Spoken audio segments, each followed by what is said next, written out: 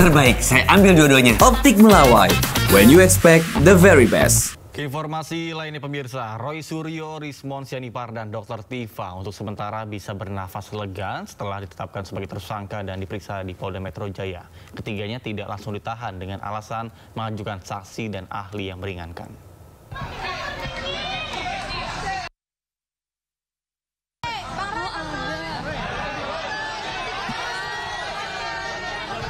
Kamis 13 November 2025 sepertinya menjadi hari yang melelahkan bagi Roy Suryo, Rismon Sianipar, dan Tifa Tiasuma. Ketiga tersangka kasus tudingan ijazah palsu Joko Widodo itu telah menjadi pemeriksaan di Polda Metro Jaya. Selama 9 jam, ketiganya cecar hingga 377 pertanyaan.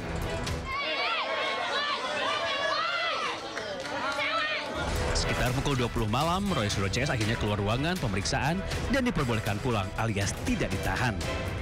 Polisi mengatakan pemeriksaan pertama ini tidak berujung penahanan, lantaran ketiganya mengajukan saksi dan ahli yang meringankan.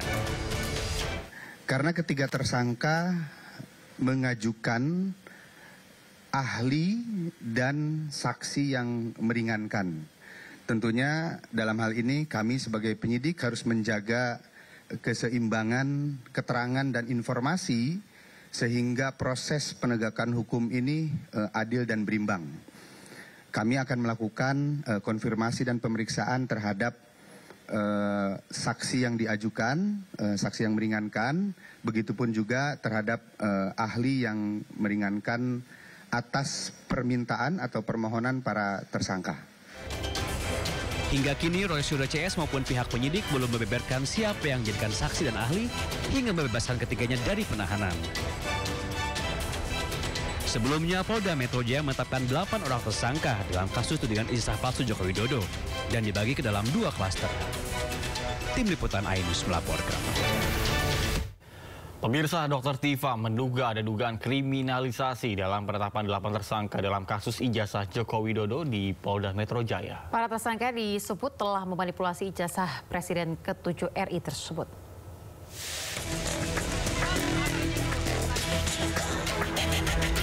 Roy Suryo, Rismon Sianipar, dan Dr. Tifa mendatangi Polda Metro Jaya pada Kamis pagi. Mereka diperiksa sebagai tersangka kasus fitnah ijazah Presiden ke-7 Joko Widodo. Namun, Dr. Tifa menduga ada kriminalisasi dalam penetapan tersangka di kasus ijazah Jokowi ini. Dalam unggahan di akun media sosial X, Dr. Tifa menyampaikan 5 pandangan diantaranya ada upaya membungkam kerja ilmiah dan adanya indikasi kriminalisasi yang dijalankan bukan institusi. Selain itu, Dr. Tifa juga meminta agar penyalahgunaan kewenangan oleh siapapun tidak dibiarkan. Di akhir postingannya, Dr. Tifa juga mencantumkan 9 nama pendamping hukum. Sebelumnya, Polda Metro Jaya menetapkan Dr. Tifa dan kawan-kawan menjadi tersangka dalam kasus ijazah Jokowi. Total ada 8 tersangka dan dibagi ke dalam 2 klaster. Tim Liputan Ainus melaporkan. Pemirsa, Menteri Kesehatan Budi Gunadi Sadikin berencanakan untuk menghapus sistem rujukan berjenjang yang berlaku di BPJS Kesehatan. Jika sebelumnya harus melalui rujukan berjenjang agar bisa dilayani, maka diubah menjadi berbasis kompetensi.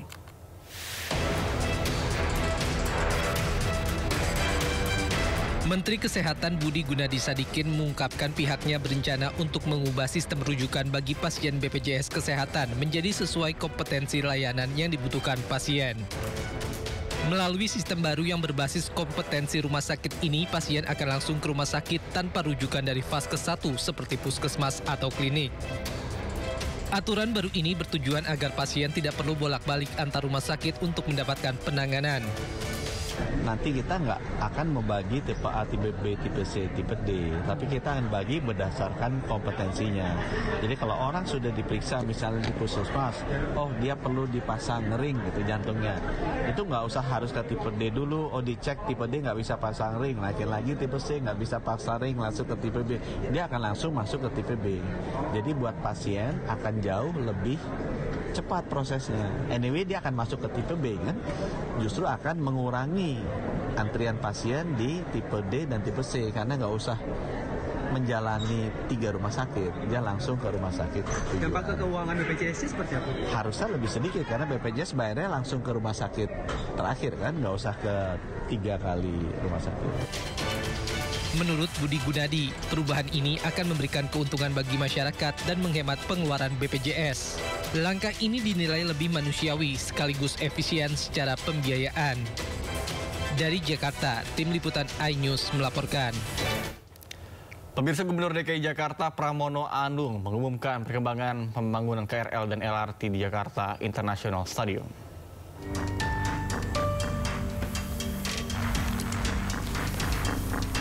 Gubernur DKI Jakarta Pramono Anung mengumumkan bahwa pembangunan KRL di Jakarta International Stadium mulai berjalan dan diprediksi selesai tahun ini. Ditambahkan oleh Pramono, pembangunan jalur KRL menuju JIS merupakan salah satu prioritas pemerintah DKI Jakarta untuk meningkatkan mobilitas masyarakat dan mengurangi kemacetan di Jakarta. Jadi yang pertama untuk KRL ini mudah-mudahan tahun ini sudah bisa beroperasi. Sekarang lagi finalisasi peron yang ada di bawah JIS dan mudah-mudahan segera diselesaikan sehingga dengan demikian kalau itu selesai maka KRL-nya selesai. Sedangkan untuk LRT rutenya sudah mendapatkan persetujuan dari pemerintah pusat. Jadi kalau rutenya sudah tergantung Jakarta sekarang kapan mulai dibangunnya.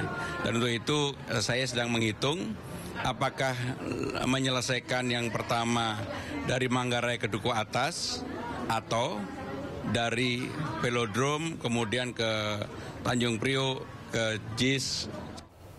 Ya, pemirsa, Belanda dan Amerika Serikat menolak kiriman sepatu kets buatan Indonesia yang terkontaminasi zat berbahaya radioaktif cesium-137 dan juga petugas Bapeten langsung melakukan dekontaminasi terhadap 24 pabrik di Cikande, Serang, Banten.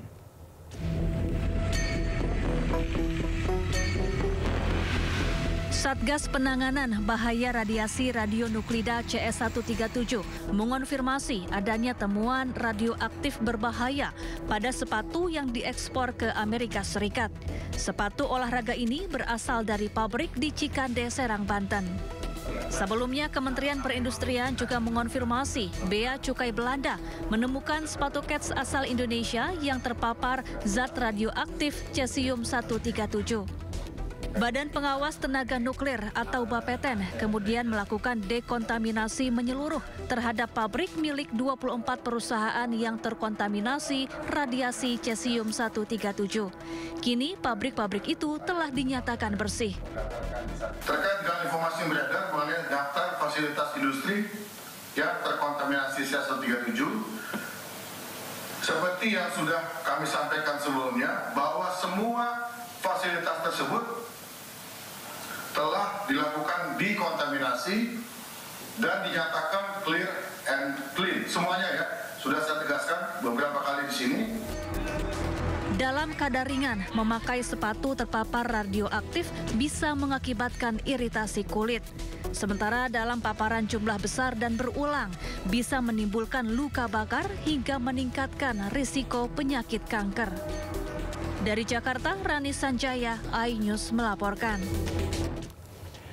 Pemirsa, kita ke informasi bencana longsor di Cilacap, Jawa Tengah. Pemirsa, tim gabungan kembali menemukan 2 jenazah dan 2 potongan tubuh korban lainnya di lokasi bencana tanah longsor di Cilacap, Jawa Tengah. Korban dievakuasi ke RSUD Manjenang, Cilacap, Jawa Tengah untuk diidentifikasi dan diserahkan ke keluarga untuk dimakamkan. Selain itu, tim SAR juga menemukan 2 potongan tubuh korban dan langsung dibawa ke rumah sakit untuk diautopsi. Tim SAR akan melanjutkan pencarian korban pada hari ini.